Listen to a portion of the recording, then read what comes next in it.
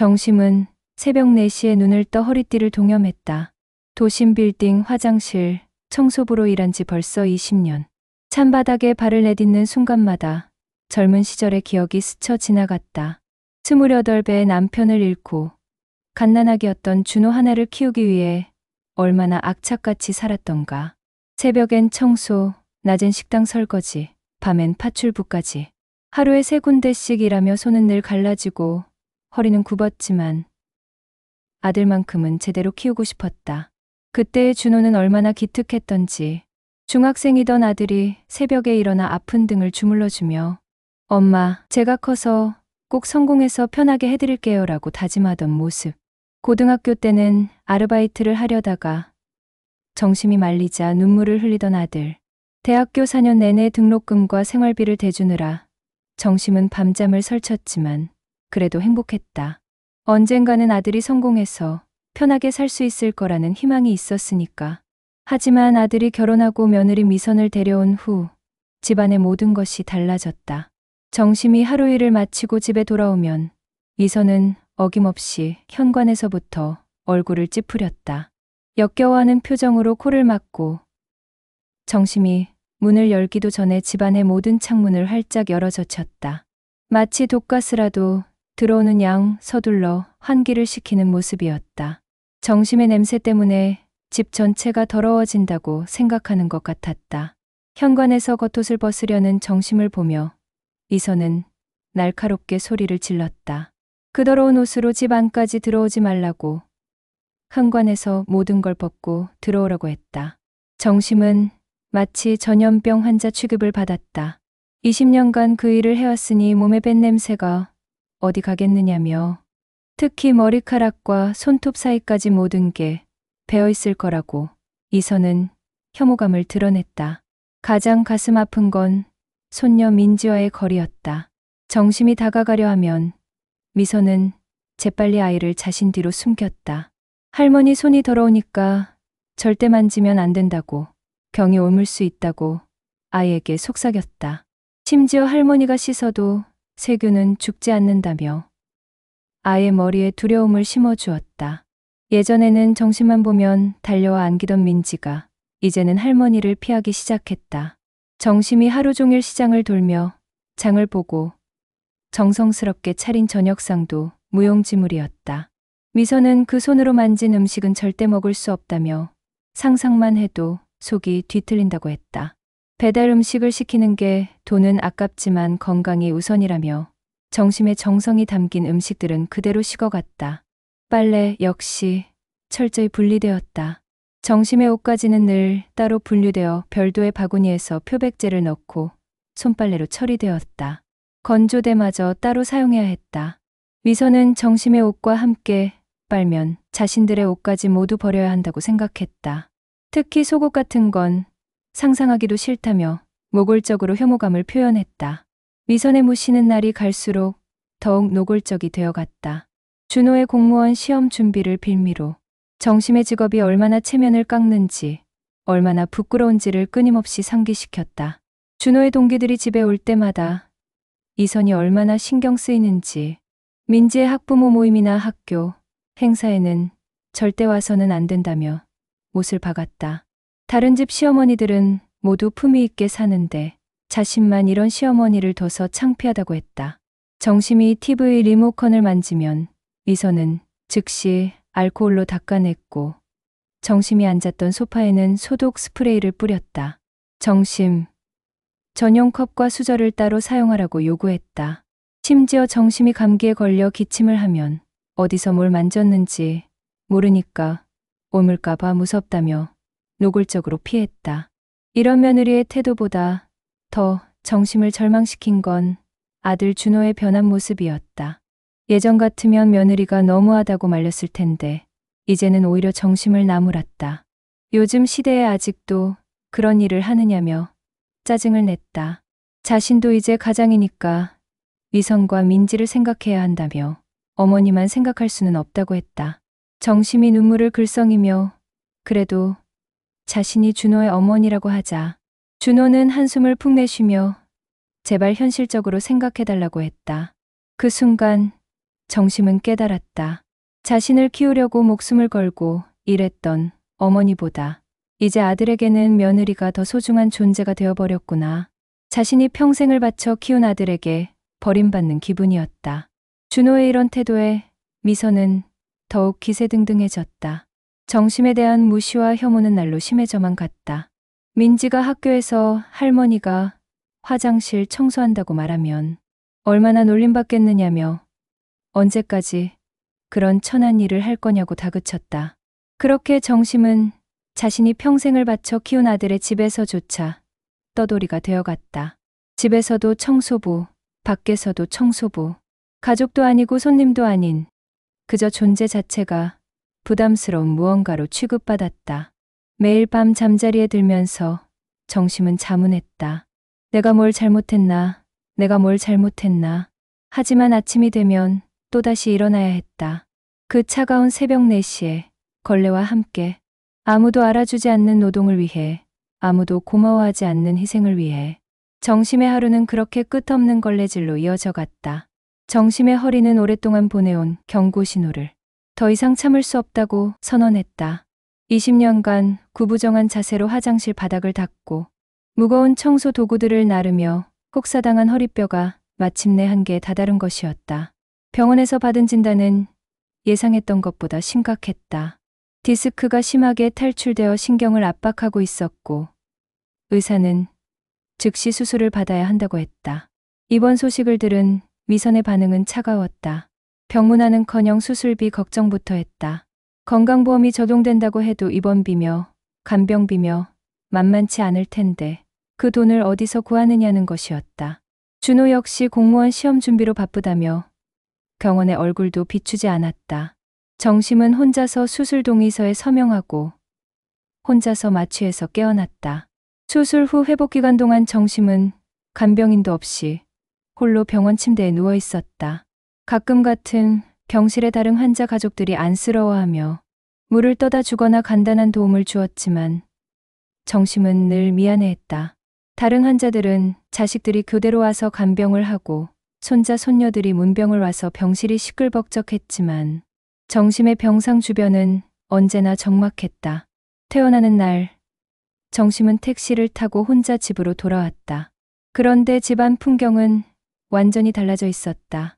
정심이 늘 사용하던 방에는 미선의 옷들이 가득 걸려 있었고 정심의 물건들은 모두 작은 다락방으로 옮겨져 있었다.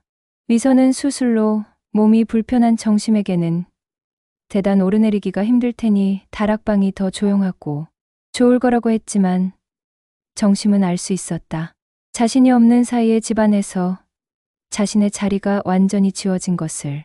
무엇보다 충격적인 건 손녀 민지의 변한 모습이었다. 예전에는 정심만 보면 달려와서 안기던 아이가 이제는 할머니를 완전히 낯설어했다. 정심이 입원해 있던 한 달 동안 미선은 아이에게 할머니에 대한 이야기를 일체하지 않은 것 같았다. 민지는 마치 정심이 처음 보는 사람인 양 경계심을 드러냈다. 이 할머니 누구예요? 라고 미선에게 묻는 민지의 말에 정심의 가슴은 무너져 내렸다. 미선은 정심이 돌아온 것을 반기지 않았다. 오히려 귀찮은 짐이 하나 더 늘었다는 식이었다. 수술 후 회복 중인 정심이 제대로 청소를 할 수 없자 집안이 더러워졌다며 불평했다. 화장실 냄새는 여전히 몸에 배어 있는데 이제는 일도 제대로 못한다며 무용지물이 되었다고 했다. 정심이 조심스럽게 집안일을 도우려 하면 미선은 더욱 날선 반응을 보였다. 수술한 몸으로 뭘 한다고 오히려 더 지저분해진다며 아예 손대지 말라고 했다. 설거지를 하려 해도 그 손으로 우리 그릇 만지지 마세요. 빨래를 개려 해도 깨끗하게 빤 걸 왜 또 더럽혀요라며 막았다. 정심은 자신의 집에서 아무것도 할 수 없는 무력한 존재가 되어버렸다. 더욱 가혹한 현실이 기다리고 있었다. 미선은 정심에게 대놓고 말했다. 이제 집안일은 자신이 알아서 할 테니 정심은 그냥 쉬라고 했다. 하지만 그 대신 월세를 보태달라는 것이었다. 정심이 벌어오던 청소부 월급이 없어진 만큼 그 빈자리를 메워달라는 요구였다.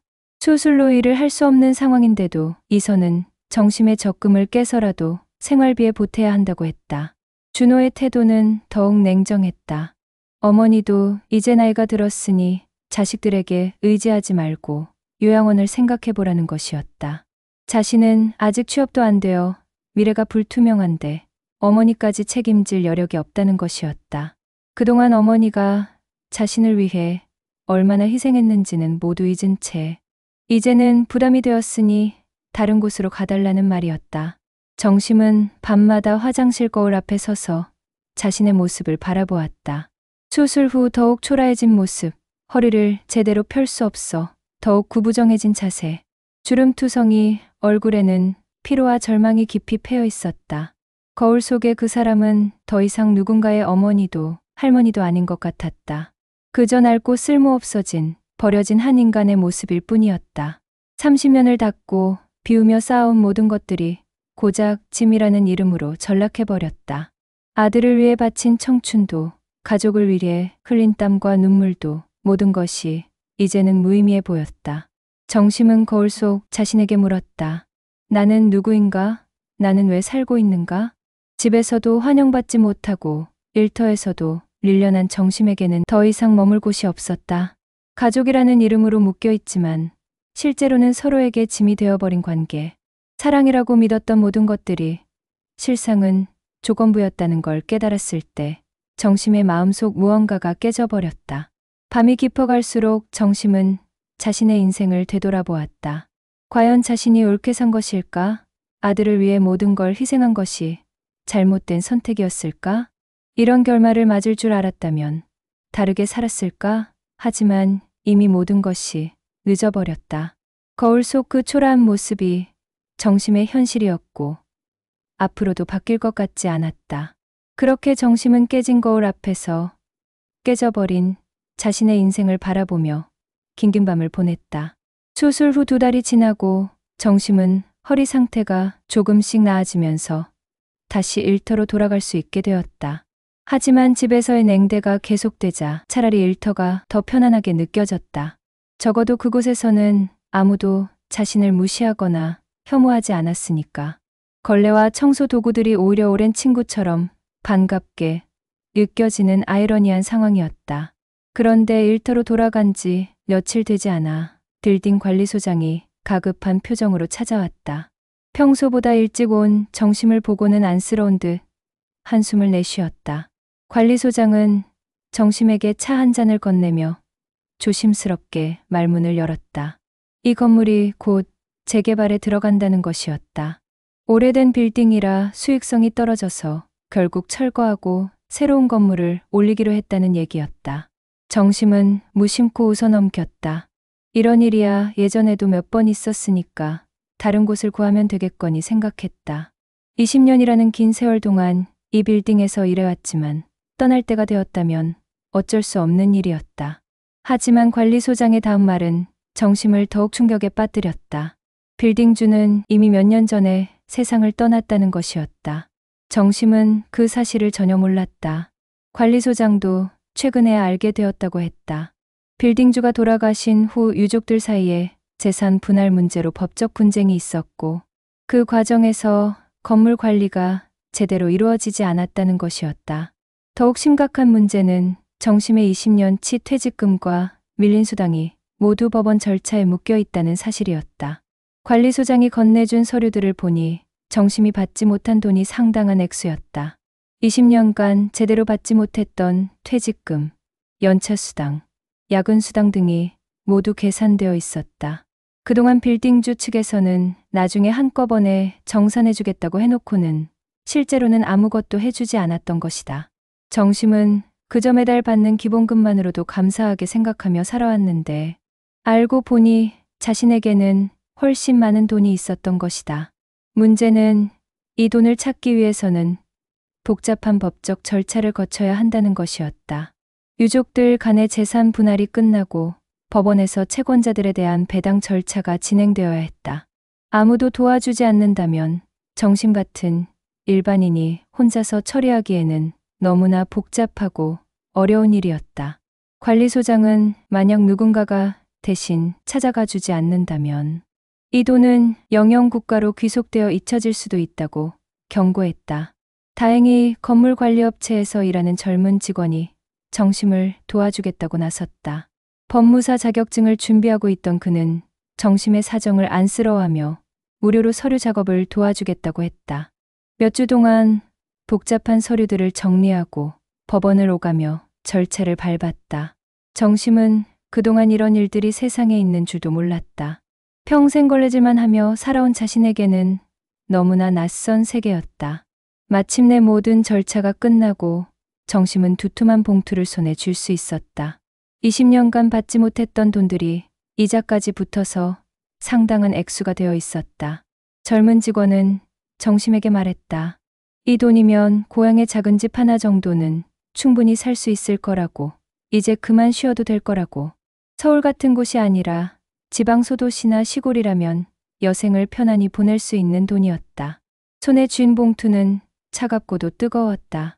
차가운 것은 이 돈이 20년간의 고된 노동의 대가라는 현실이었고, 뜨거운 것은 이제야 비로소 자유로워질 수 있다는 희망이었다.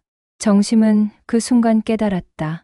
자신이 그동안 얼마나 헐값에 자신의 인생을 팔아왔는지를, 제대로 된 대가도 받지 못하면서 20년을 바쳐온 것이 얼마나 억울한 일이었는지를.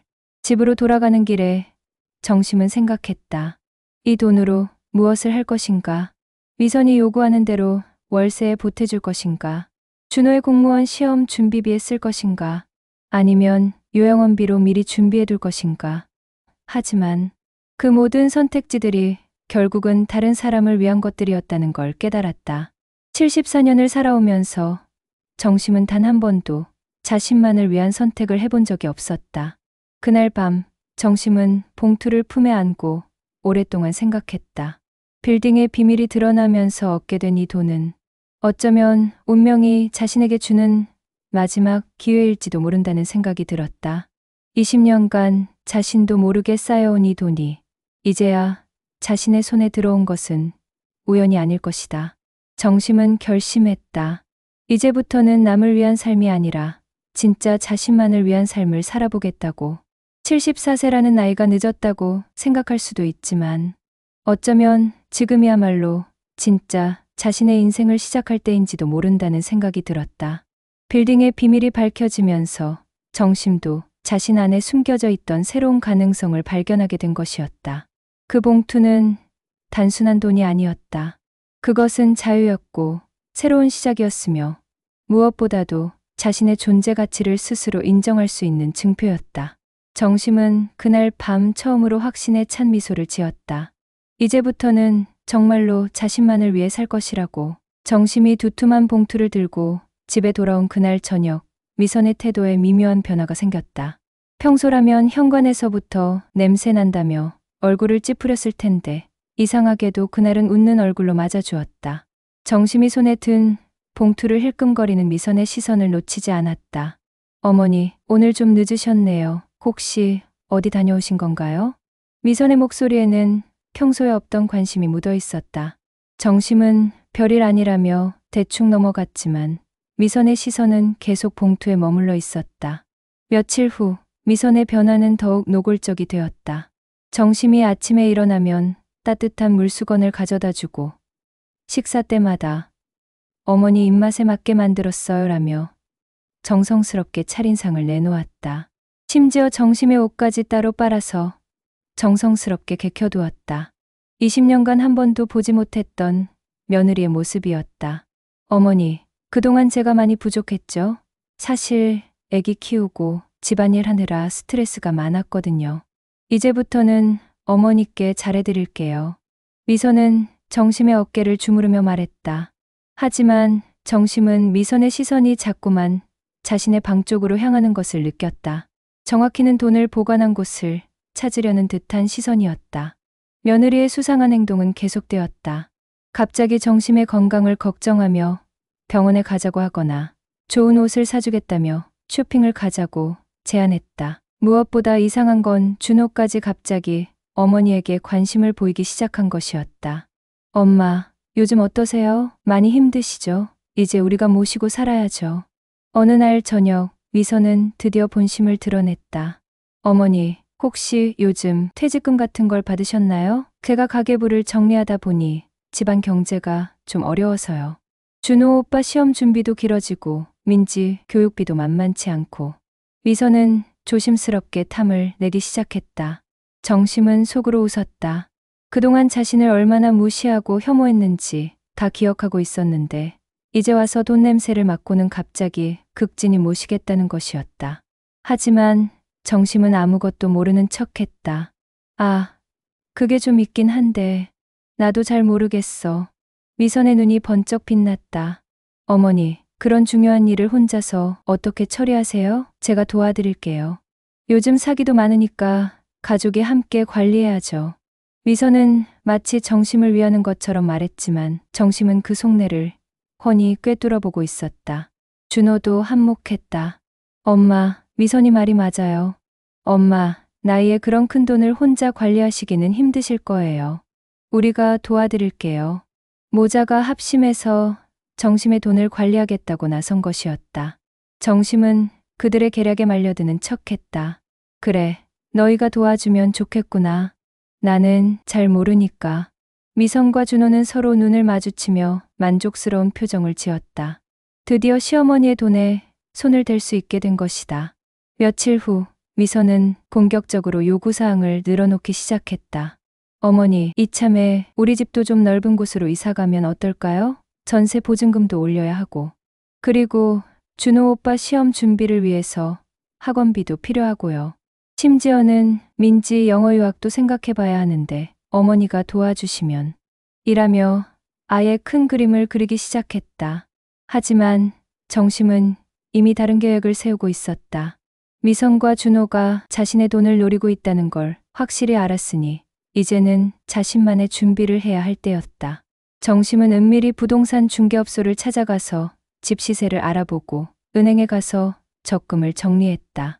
그동안 자신 명의로 되어 있던 모든 자산을 현금화할 준비를 시작한 것이었다.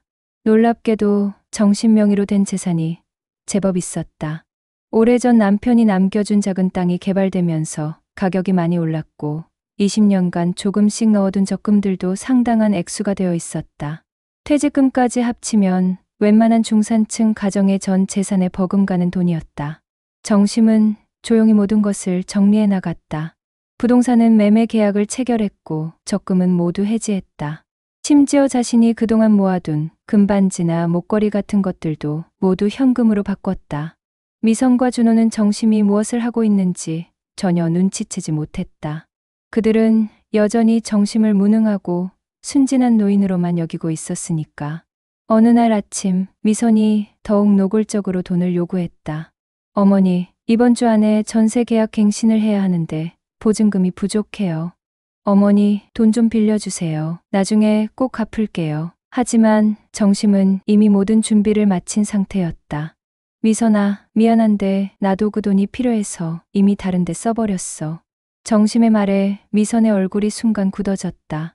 어디에 쓰셨다는 거예요? 그런 중요한 일을 왜 우리와 상의하지 않으셨어요? 미선의 목소리가 날카로워졌다. 내 돈인데 내가 쓰면 안 되나? 정심의 담담한 대답에 미선은 당황했다. 그동안 순종적이던 시어머니가 갑자기 다른 사람이 된 것 같았다. 준호도 끼어들었다. 엄마, 정말 어디에 쓰신 거예요? 설마 사기당한 건 아니죠? 하지만 정심은 웃으며 대답했다. 걱정 마. 아주 좋은 곳에 썼어. 며칠 후 미선은 정심의 방을 뒤져보다가 충격적인 사실을 발견했다. 부동산 매매 계약서, 적금 해지 증서, 그리고 다량의 현금, 인출 내역들. 정심이 모든 재산을 현금화했다는 것을 알게 된 순간 미선의 얼굴은 분노로 일그러졌다. 이게 뭐예요? 어머니가 이런 일을 왜 혼자서 하셨어요? 미선이 소리를 지르며 정심을 추궁했다. 하지만 정심은 의외로 차분했다. 왜? 내 재산 내가 처리하면 안 되나? 그동안 너희는 나를 짐이라고 했잖아. 이제 그 짐을 치울 준비를 하는 거야. 정심의 말에 미선은 할 말을 잃었다. 그때까지도 미선과 준호는 정심이 그 돈을 결국 자신들에게 줄 것이라고 생각했다. 하지만 정심의 다음 말은 그들을 경악하게 만들었다. 나는 이제 여기서 나갈 거야. 너희도 너희 인생 살고 나도 내 인생 살 거야. 정심이 이미 다른 곳에서 살 집을 마련했다는 말을 들은 순간 미선의 분노는 하늘을 찔렀다. 정심은 마침내 그동안 마음속에 품고 있던 계획을 실행에 옮기기로 했다. 작은 여행 가방 하나에 필요한 물건들만 간소하게 챙기면서 74년 인생 중 가장 자유로운 기분을 느꼈다. 더 이상 누구의 눈치를 볼 필요도, 누구를 위해 희생할 필요도 없었다. 이제는 오롯이 자신만을 위한 시간이었다. 아침 식사 자리에서 정심은 담담하게 선언했다.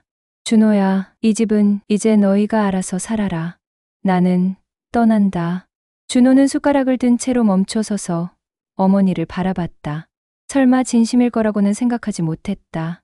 엄마, 갑자기 왜 그래요? 어디 가시겠다는 거예요? 준호의 목소리에는 당황스러움이 묻어 있었다. 너희는 너희 인생 살고 나는 내 인생 산다. 그동안 충분히 너를 위해 살았으니까 이제는 나를 위해 살아볼 거야. 정심의 목소리는 의외로 단호했다. 미선이 끼어들었다. 어머니, 무슨 소리예요? 설마 진짜 나가시겠다는 건 아니죠? 그런 나이에 혼자서 어떻게 살아요? 하지만 미선의 목소리에는 걱정보다는 당황스러움이 더 컸다. 혹시 정심이 가져간 돈을 다시 돌려받을 수 없게 되는 건 아닌지 하는 불안감이었다. 정심은 웃으며 대답했다. 나는 74년 동안 살아왔어. 이제 와서 혼자 못 살 이유는 없지. 오히려 이제야 제대로 살 것 같아. 준호는 여전히 믿을 수 없다는 표정이었다. 엄마, 농담이시죠? 정말로 어디 가시겠다는 거예요? 우리가 뭘 잘못했는지 말씀해 주세요. 고치겠어요. 잘못한 게 있다면. 정심은 잠시 멈추었다가 말했다. 너희가 나를 사람 취급 안 한 거야. 나도 너희처럼 존중받고 싶은 한 사람이었는데 너희는 나를 그냥 청소 도구 정도로 생각했지. 미선의 얼굴이 붉어졌다. 어머니, 그건 너무 심한 말씀 아니세요? 우리가 언제? 미선아, 그동안 네가 나한테 어떻게 했는지 다 기억해. 내가 바보라서 몰랐던 줄 알아? 정심의 말에 미선은 할 말을 잃었다. 준호가 다급하게 말했다. 엄마, 그럼 어디로 가시겠다는 거예요? 혹시 요양원이라도 알아보셨어요? 정심은 고개를 저었다. 요양원이 아니야. 나는 내가 살고 싶은 곳에서 내가 하고 싶은 대로 살 거야. 너희가 알 필요는 없어. 그날 오후 정심은 정말로 가방 하나만 들고 집을 나섰다. 준호와 미선은 처음에는 금방 돌아올 줄 알았다. 설마 정말로 나가겠다는 건 아니라고, 그냥 심기가 불편해서 잠깐 바람 쐬러 나간 것이라고 생각했다. 하지만 시간이 지나도 정심은 돌아오지 않았다. 정심은 버스터미널로 향했다. 마음속에 그려둔 목적지는 이미 정해져 있었다. 동해안의 작은 항구 마을, 예전에 남편과 신혼여행으로 갔던 그곳이었다. 그때는 가난해서 하루만 머무르고 왔지만 바다를 바라보며 나중에 여유가 생기면 여기서 살고 싶다고 했던 기억이 있었다. 버스표를 끊고 창가 자리에 앉자 정심의 마음은 이상하게 편안해졌다. 50년 만에 느끼는 자유로움이었다. 아무도 자신을 부르지 않고 아무도 자신에게 뭔가를 요구하지 않는 시간. 버스가 움직이기 시작하자 도심의 불빛들이 창밖으로 흘러갔다. 한편 집에서는 난리가 났다. 저녁이 되어도 정심이 돌아오지 않자 미선이 먼저 불안해하기 시작했다. 준호 오빠, 어머니 정말 어디 가신 거 아니에요? 혹시 사고라도 나신 건 아닐까요? 하지만 미선의 진짜 걱정은 따로 있었다.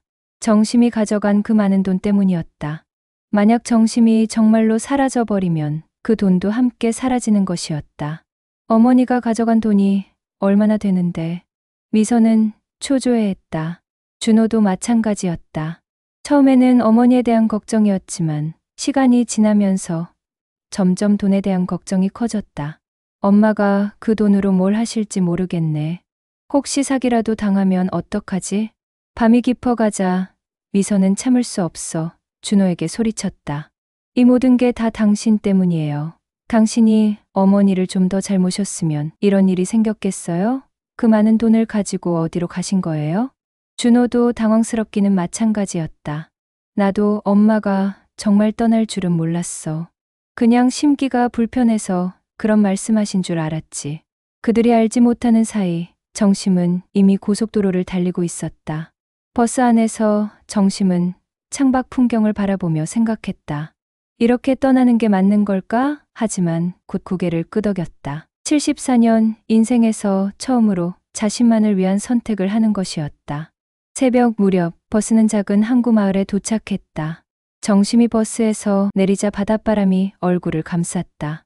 소금기 섞인 공기가 폐 깊숙이 스며들면서 오랫동안 맡아보지 못했던 자유의 냄새가 났다. 화장실 소독제 냄새도, 미선의 차가운 시선도, 준호의 무관심도 모두 서울에 두고 온 것 같았다. 그래, 이제부터는 걸레가 아니라 내 두 손으로 나를 닦으며 살리라. 정심은 바다를 바라보며 다짐했다. 74세의 새로운 시작이었다. 마을 사람들은 새벽 일찍 도착한 낯선 할머니를 신기하게 바라봤지만 누구도 무시하거나 혐오하지 않았다. 오히려 어디서 오셨어요? 라며 관심 있게 물어봤다. 정심은 처음으로 서울에서 왔습니다라고 당당하게 대답할 수 있었다. 청소부라는 수식어 없이 그냥 한 사람으로서 대답할 수 있었다. 그날 서울에서는 미선이 정심의 휴대폰으로 수십 통의 전화를 걸었지만 정심은 받지 않았다. 이제는 아무도 자신을 부를 수 없는 곳으로 온 것이다. 진정한 자유가 시작되는 순간이었다. 정심은 바닷가 작은 펜션에서 임시로 며칠을 보낸 후 마을 중심가에 있는 단층집 하나를 얻어 살기로 했다. 집주인 할아버지는 서울에서 온 정심을 신기해하며 왜 이런 시골까지 왔느냐고 물었다.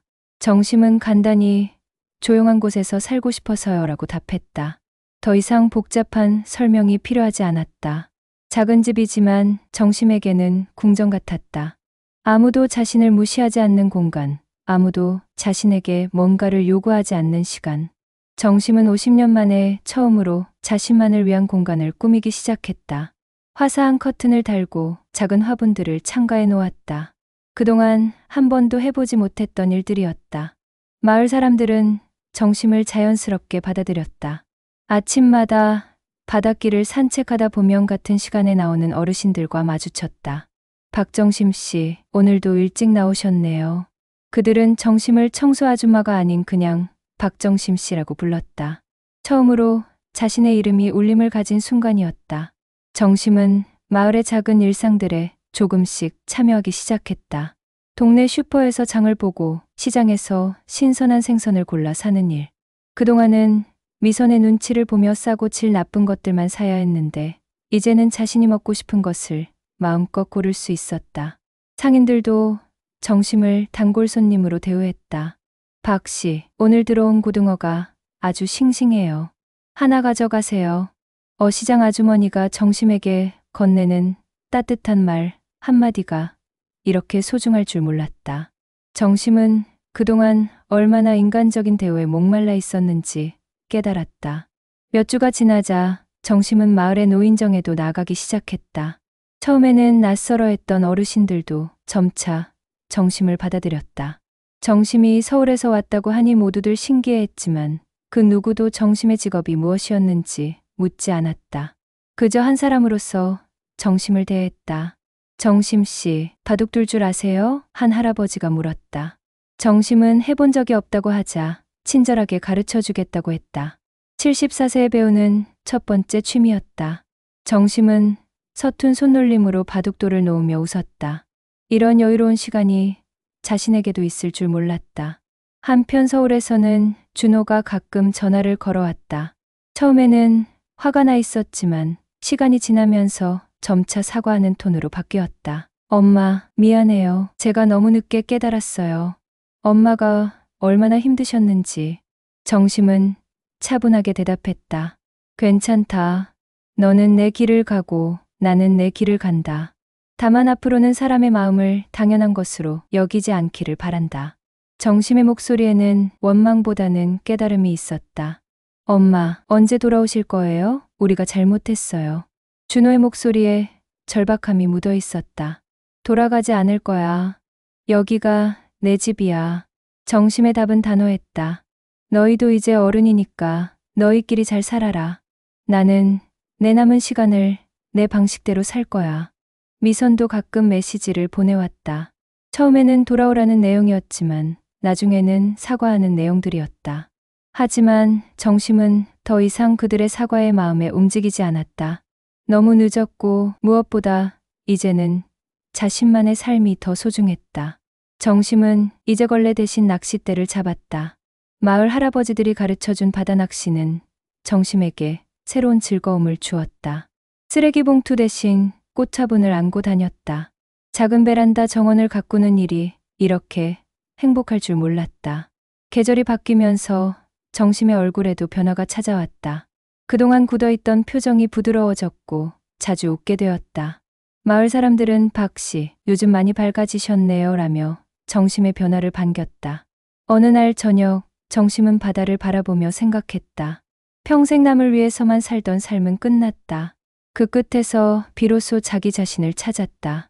74세라는 나이가 늦다고 생각할 수도 있지만 정심에게는 진짜 인생의 시작이었다. 박정심. 정심은 자신의 이름을 중얼거렸다. 이 이름이 이렇게 소중하고 아름다운 줄 몰랐다. 그동안 청소부, 아줌마, 시어머니로만 불려왔지만 이제는 당당한 박정심이었다. 그날 밤 정심은 처음으로 자신만을 위한 꿈을 꾸었다. 바다가 보이는 작은 집에서 아무도 자신을 귀찮아하지 않는 곳에서 자신의 이름으로 존중받으며 사는 꿈을. 그리고 그 꿈은 이제 현실이 되었다. 정심의 새로운 삶이 시작되었다. 진정한 의미에서의 자유로운 삶이